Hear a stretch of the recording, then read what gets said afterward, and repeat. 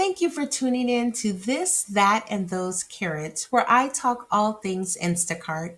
My name is T, and I have been a full-time, full-service Instacart shopper for nearly 8 years, and I've done over 9,000 batches.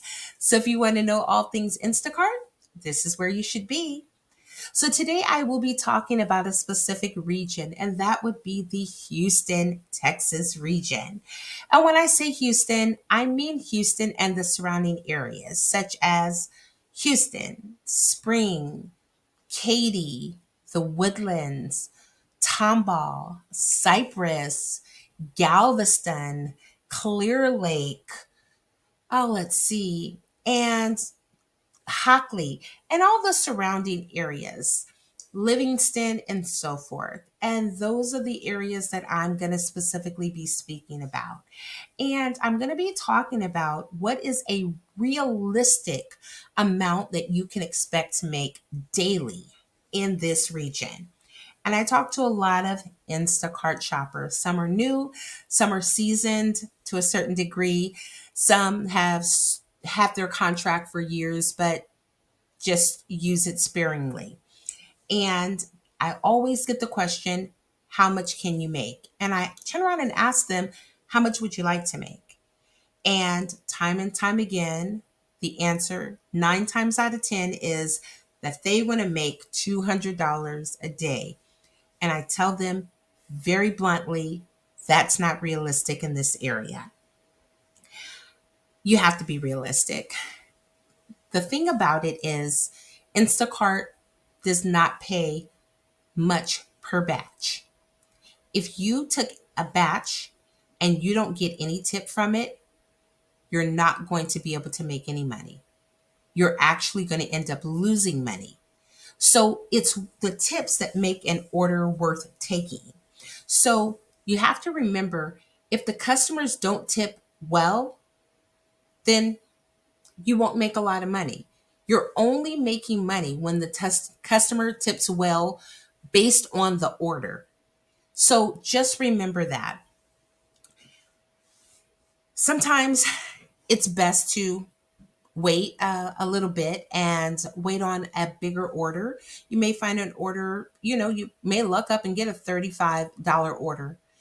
You may get a $45 order. You may get a $50 order, but chances are that's not going to happen. A decent order in this region would be a $25 consistent order. If you consistently are getting $25 orders and the customer is tipping favorably based on how many items are in that order, that would be considered a good order. And those orders stack up.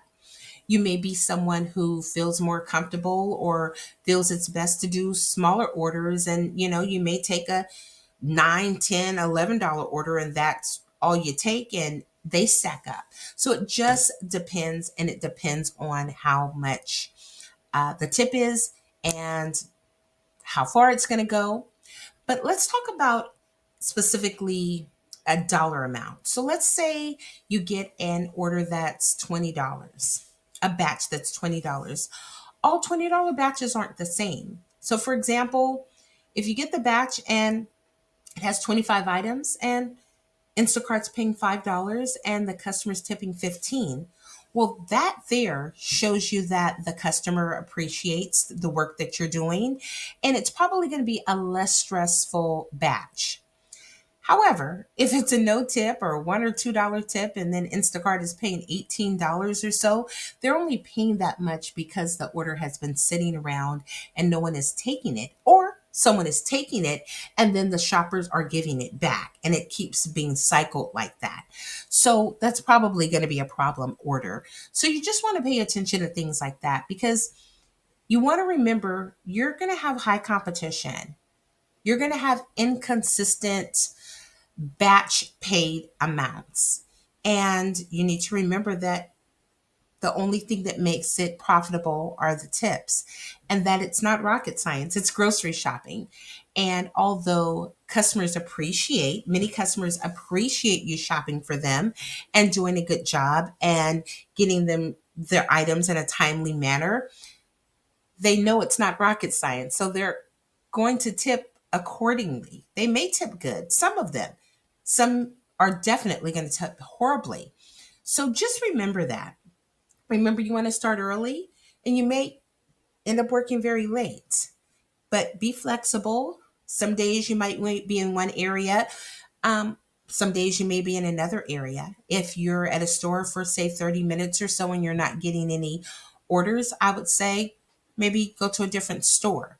But I would definitely say go to a store that you are familiar with and you know the layout so that if you do get an order, it'll be a fast turnover. You'll be able to do it very quickly. Also, remember, you can wait in the parking lot. But just because you're at a store, that doesn't mean you're going to get orders from that store. So it's going to depend on the status that you have. And there are many different Instacart statuses. Some statuses many shoppers don't know. They think they know all of the statuses, but they don't know them. And for example, I could be in one area at a store in the parking lot waiting to get a badge. And I will get offered an order at a store 15 miles away while there are people already at that store in the parking lot waiting on a badge. And it's because of my status. So you want to be fast.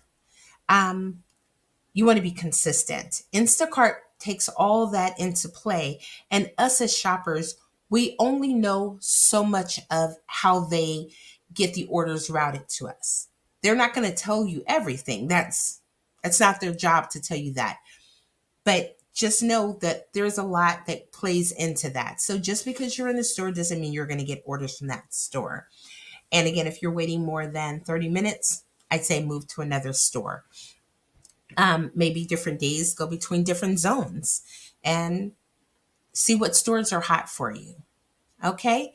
So just wanted to let you know that. Also remember that when you see someone on there and on in the post and they're saying things like, oh, I made, $300-400 a day consistently, they may have a fabulous day, but you're not going to make that consistently in the Houston region. You're not going to get $100 tips in the Houston region consistently, I assure you. And it's not because you're not a great shopper. It's because customers are not going to just throw money away like that. You will get some that will tip very well, but the very wells are few and far between. So just remember that. It's very important for you to remember that so that you don't become discouraged. Okay.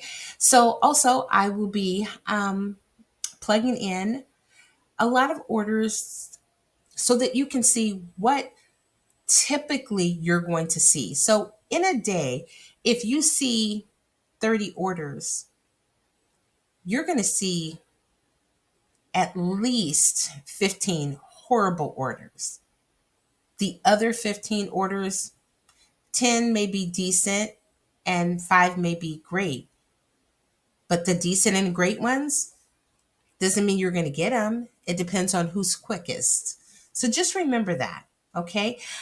This is coming from someone who has shopped over 9,000 batches. I've shopped in multiple states and multiple regions. And I'm telling you, in Houston, as I'm sure it is in all other areas, it's a hustle. You have to hustle hard or it doesn't make sense to come out and think you're going to make a consistent amount of money. Do not believe the hype.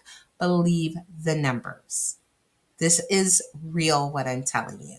So I hope this is helpful. I hope that you can see that you can make money with Instacart, but it's just going to depend on how much money you want to make. What is your daily goal?